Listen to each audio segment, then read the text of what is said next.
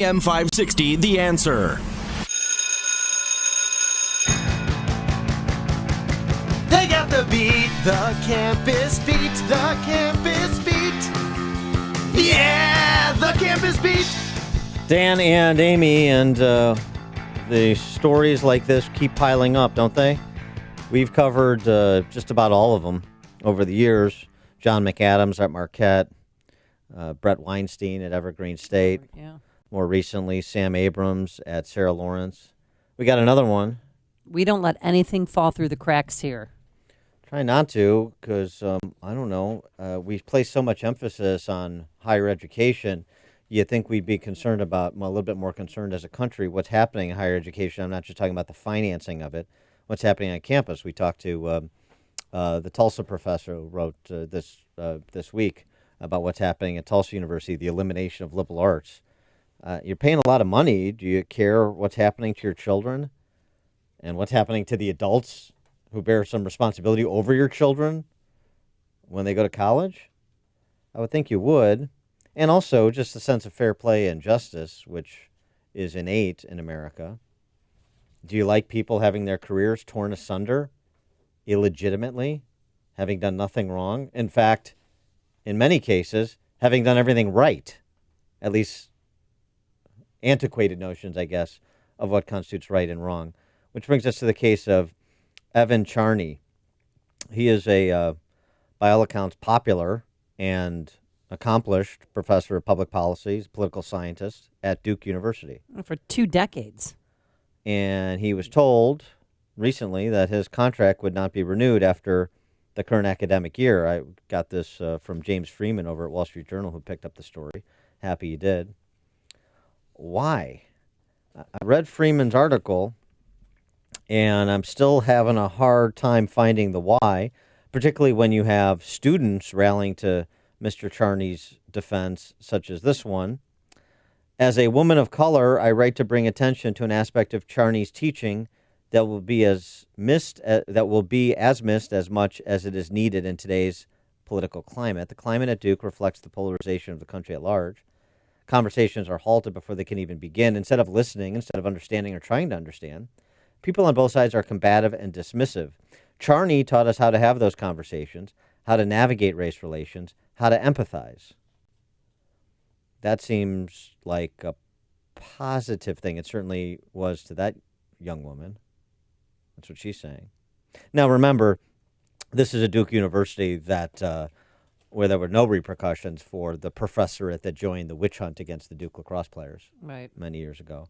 There's been no repercussions to Nancy McLean, who a quote-unquote history professor who's published bogus claims about Nobel Prize-winning economist James Buchanan, who suggested that there is a link between libertarianism and autism, suggesting that many of the leading philosophical libertarians, quote, seem to be on the autism spectrum.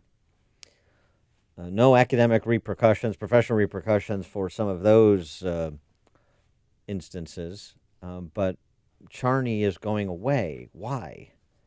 Well, perhaps he can help us explain. We're pleased to be joined by Evan Charney, American Political Science, Associate Professor of the Practice in the Sanford School of Public Policy at Duke University.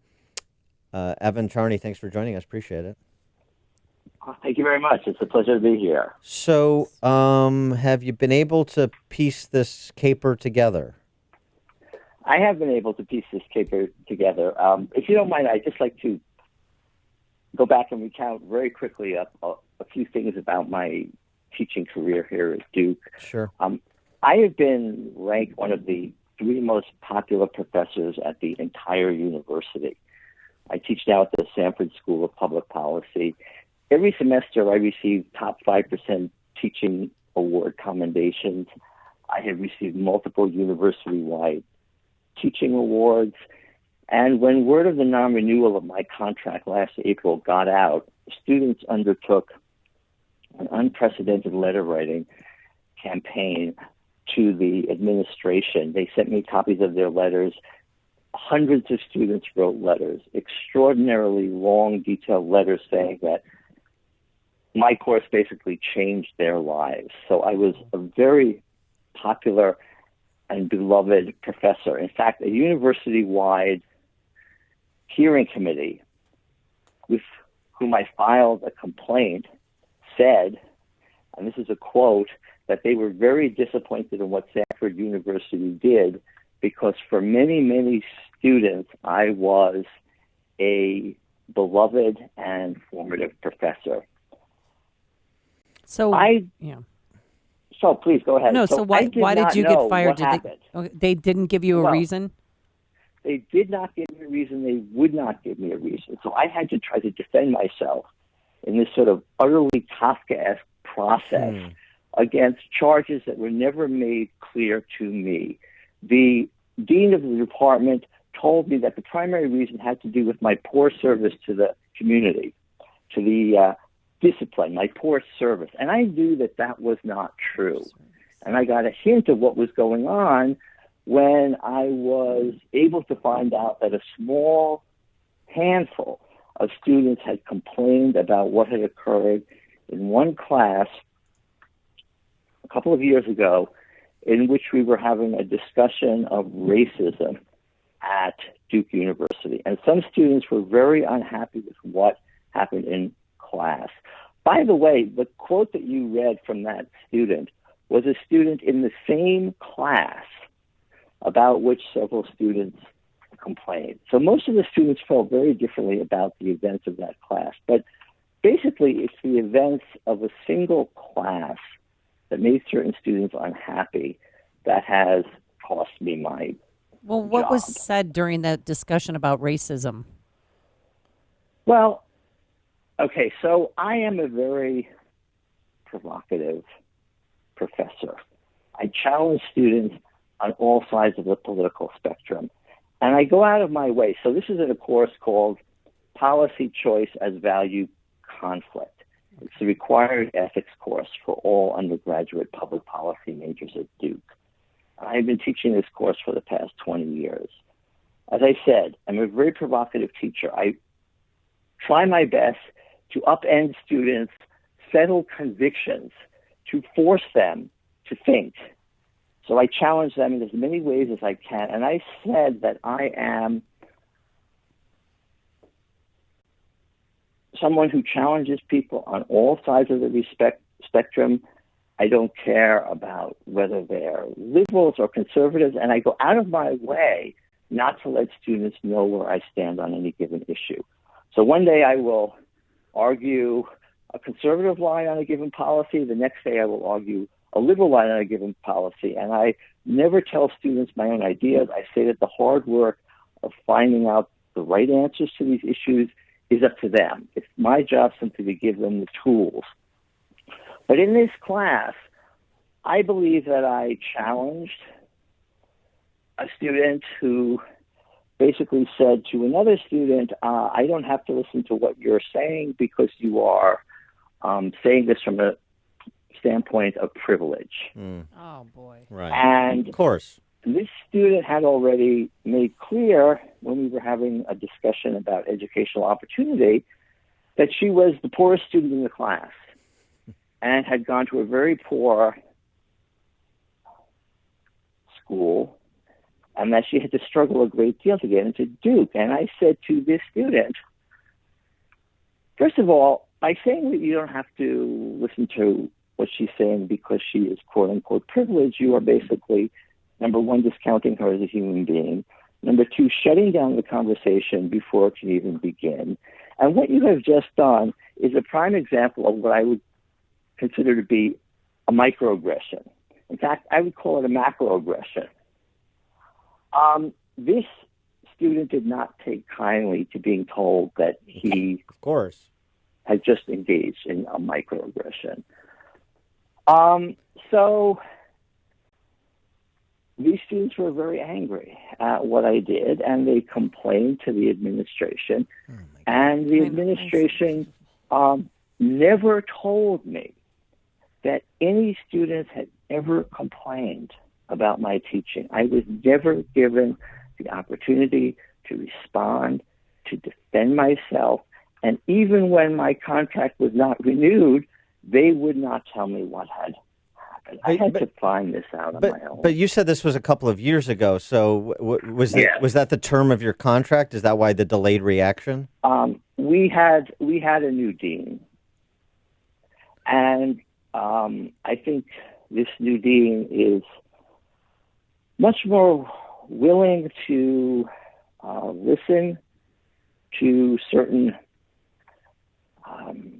members of our faculty whom are very set on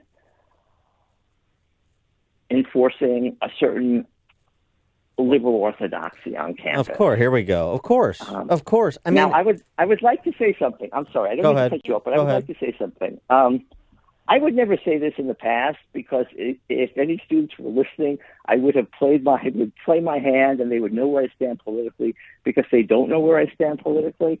But politically, I am a liberal, and this might shock people, and I certainly hope it doesn't, because liberals used to be the great defenders of free speech, and I think it's very sad what has happened. But the fact that I'm a liberal defender of free speech, just the fact that I'm a liberal has no effect upon my teaching. And it is very sad to see that on many colleges and universities throughout the country, liberals are becoming not the defenders of free speech, but suppressors of free speech in the name of an enforced orthodoxy. Well, exactly. I mean, this is the genesis of Jonathan Haidt's Heterodox and Heterodox Academy. This is the experience of Brett Weinstein. Left wingers getting mugged by reality, you're somehow going to be spared. Nobody gets spared when it comes to totalitarianism, which is what these college campuses have become. And I mean, geez, I was at Northwestern 25 years ago, and it was bad then. It's it's positively gulag-esque today, and I feel terrible for you because you're obviously a good teacher, and you don't have to take my word for it. All of the students in 20 years at that university, and one instance of pushback against something that should have been intellectually beaten out of kids in kindergarten. I don't have to listen to what Sally says. I mean, who talks like that? Much less students at one of the allegedly most prestigious universities in the country. It's such a sad commentary on what higher education is all the way around, from the students to the administrators to the professorate. I couldn't agree more. I think we're in a severe crisis in higher education. In fact, I think higher education is basically dead because as far as I'm concerned, higher education is not just about vocational training, which is the way many students do view it, especially public policy students who view it as simply a gateway to teach at Goldman Sachs, to work at Goldman Sachs. Right. I mean, to me, education is about wisdom. It's about compelling students to think. It's about, Socratic enlightenment.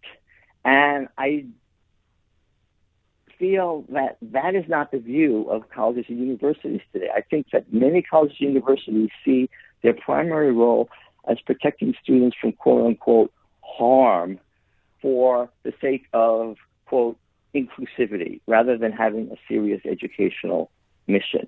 And one of the extraordinary things I discovered is that Sanford had said that they believe that my quote-unquote divisive class atmosphere harmed students. And yet, this year, they assigned me, in my final year, after saying that I harmed students, they assigned me to teach 2 sections of the same required class in which I supposedly harmed students. If they actually believed their own rhetoric, they would be guilty of willfully endangering their own students. It's all fabricated. The whole thing is a fabrication. The charges are a fabrication. The philosophy is Ursa. I mean, it's just, the whole thing is disgusting. I feel terrible for you. I got to say, you know what? The silver lining in all this, at some point, I don't know if it's going to be Haidt's, his project or something else, but all of the great teachers, the great educators who believe in a truly liberal arts education, who believe in conveying wisdom, as you said, and teaching young people to be lifelong learners, you're all going to get together and you're going to go work at some university that's going to be founded on this idea or refounded on this idea of what higher education is going to be. And it's going to be the best, most popular university in the country overnight. That's what I hope happens, at least. So. If if anyone's working on that project, I have heard rumors. Please contact. All right. We wish you well. Evan Charney, Thank you very much. Associate Professor at the Sanford School of Public Policy at Duke University for now. Thanks so much for joining us. Appreciate it. All right. Thank you. Take care. And he joined us on our turnkey.pro answer line. It's news, opinion, insight. This is Chicago.